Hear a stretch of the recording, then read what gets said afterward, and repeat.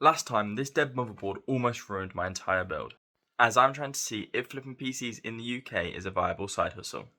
After verifying it was a dead motherboard through the PSU paperclip test, I just wanted to double check, therefore I ordered a new motherboard completely. The new one that I bought was the exact same as the old one, and it was off Amazon because it was 150 down to 90, therefore I slapped it into a new gaming rig. I'll speed you guys through it this time, as I already built it in the last episode.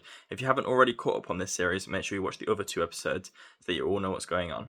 Just wanted to hop in quickly before the build starts. We did buy the SSD, which is 512 gigabytes, and also the case, but I've got to record that, so I'll show that when the full build's done.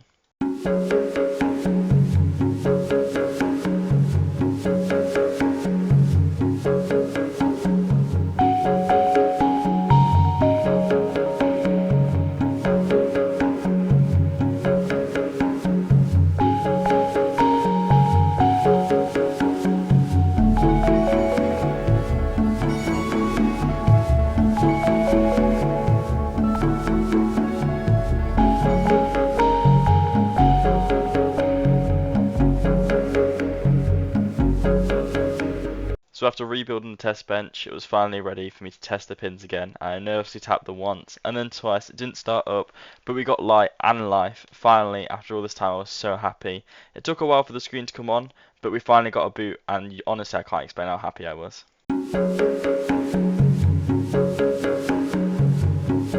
So the SSD was plugged in next, and I got to pull this off, which is so satisfying, and put on the heatsink. So this is the case that we went for in the end. I like it because it's got two glass panels and it came with 3 Infinity RGB fans.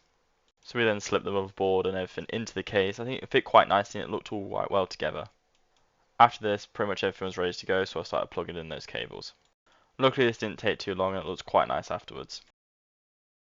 However, this left us for the most dreaded part of a PC build, which is the cable management. But to be honest, out of everything, cable management is probably what I have the least experience with, but I think it came out quite nicely. I went up those 2 channels, one up the side and one through the middle. I think it looks quite clean in the end. So this is the first time we've seen the build without properly turning it on or anything. I think it looks quite clean. I'm quite happy with it. So this is our first time properly turning it on and seeing it for the first time. And I was really happy with it. It looked really clean. The RGB goes really nice with this, especially with this case. And yeah, it's really good.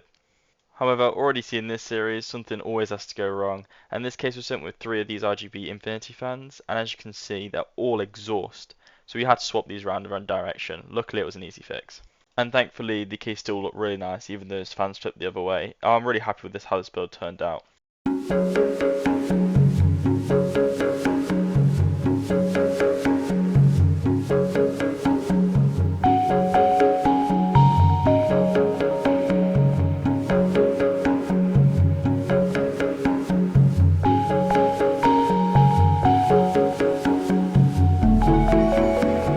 So we finally got this PC all loaded up and into Haven to benchmark it to make sure that GPU was running all okay as well as that CPU, and we can test the temps and we can see how it's performing in here. This was on one of the final few frames of the benchmarking. I just wanted to show you how well this was actually performing. With that highest temperature reading 65 degrees under a high load, it was doing amazing, and that FPS counter was constantly up in those 140s, which was amazing. And this was the benchmarking's final scores. After searching online, this is a really good score to get. There was no artifacts and temperatures were all good, so this PC is all good to be sold. So even though we had some up and downs, especially early on in the series like dead motherboard, I think this PC came along quite well. I was really happy with how it looked and how it performed.